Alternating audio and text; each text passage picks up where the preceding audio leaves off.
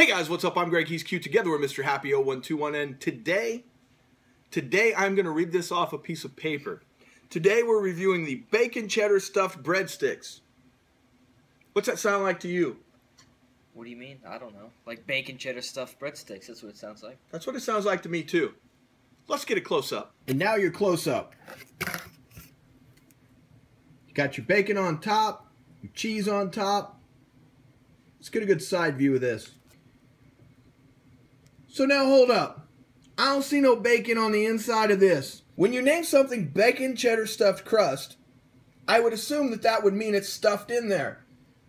So much to my dismay, there's no bacon stuffed into this bread. The bacon's on top. Now I'm sure somehow if you say the titling right, that makes sense. But when you call it bacon cheddar stuffed bread, I'm thinking there's bacon stuffed in there. I ain't seeing no bacon.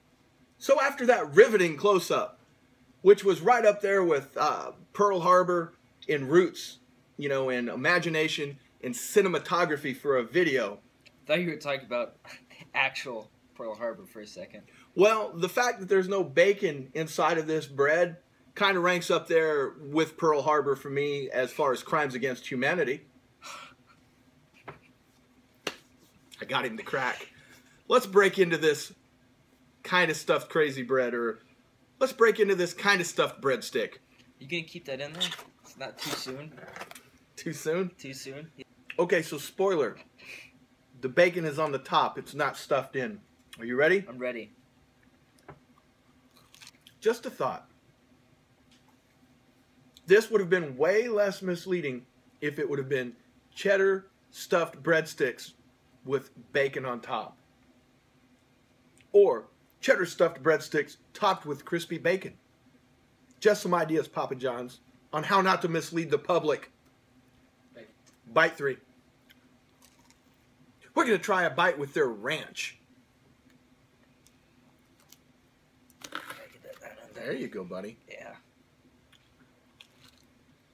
Before we give this grade, the guy on the couch ordered the exact same product and was in another room eating this. He was not pleased. He gave this an 81. He thought it was overpriced for the amount of food you got. He thought the cheese was run-of-the-mill. He just was not very happy at all.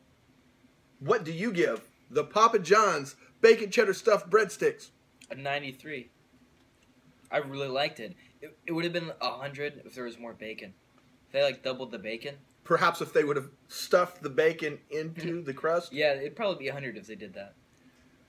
Now, I would like to point out, folks, his grade is in no way influenced by price because he lives in a world where things are free. At least to you. He's kind of like an athlete. Exactly like an athlete. A food elite. Food elite. We better patent that before Dane takes it. If he hasn't already Food used elite. Yeah. I can see him now. Put that on his Captain America shield that he carries around. He carries around a Captain America shield? Long story. I give it an 84. I was not as enthused as you. I thought it was alright as far as breadsticks went, but for the price, I could have got a lot more crazy bread from Little Caesars. One of the few things they do right. And I kind of felt the name was misleading. It didn't feel stuffed with cheese and or bacon. So I was a little disappointed. 84. Now I know this is the point where we said we were going to be doing 1 and 7s. That will be Friday if this guy can make it to work to eat the food by Friday. We're going to do that on Friday. Got some really good input from some people in the comments section for the last video of what they would like to see me attempt to drink or eat. Like what? Just go look at the comments for the video here. Some of my favorite ones, or one of the grosser ones, included tuna water. Tuna water. Yeah, like you open a can of tuna and squeeze out the water that's in there. That's not that bad. Well, really. Not as bad as a mustard and an egg. Would you like to do a 1 and 7 involving some tuna water for the next video then? If it's just tuna water, then yeah. No, there's other ingredients. We can look. I think chilled tuna water is pretty gross. Nah. No. It's just some tuna water. Doesn't sound that bad. Perhaps he'll be the one doing the 1 and 7 for Perhaps. this coming week. We'll see. before we do that, since we're not doing the 1 in 7, let's do some shout outs. Remember when we used to do those? Facebook shout outs, now up to 610 likes. The very last person to like our page was? Brandon Key. Thanks, Brandon. We appreciate you. And you got a quick turnaround time because we're kind of getting caught up. Now this guy, Curtis Mundy. Curtis, I'm really hoping I got your name right. Mundy, like Solomon Grundy, born on a Monday? I don't know. Or is it Solomon Grundy, born on a Sunday? I don't know. You don't even know who Solomon Grundy is. Nope. He's a Superman villain that looks one hell of a lot like Frankenstein. But they couldn't call him that, so they called him Solomon Grundy. I think there's some bad children's rhyme about him. Awesome. What that has to do with Curtis Mundy, I have no idea. But while I'm shoehorning things in on Curtis, he also asked that we give his girlfriend, and yes, I read it, Lexi Stricker, a shout out. So here is a shout out for Curtis and Lexi. We hope your boons is cold and your blunts are warm. Is that that's like champagne wishes and caviar dreams from, Robin Leach? I don't know who that is, man. Lifestyles of the Rich and Famous. How long ago was that? Like 50, 60 years ago. He's dead. He's super dead, isn't he?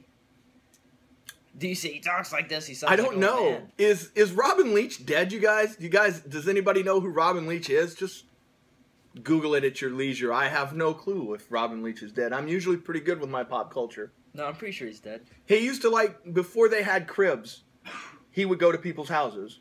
Didn't he get, stabbed in a Walgreens? Robin Leach is too good to go into a Walgreens. He was the he? type of guy that would hire someone to go into, to a Walgreens. You say so. He was the guy that did cribs before there was a cribs. And that's it. That's all he did. I'm sure he did other things. I don't know how he became Robin Leach, the guy that knew Lifestyles of the Rich and Famous, but I digress.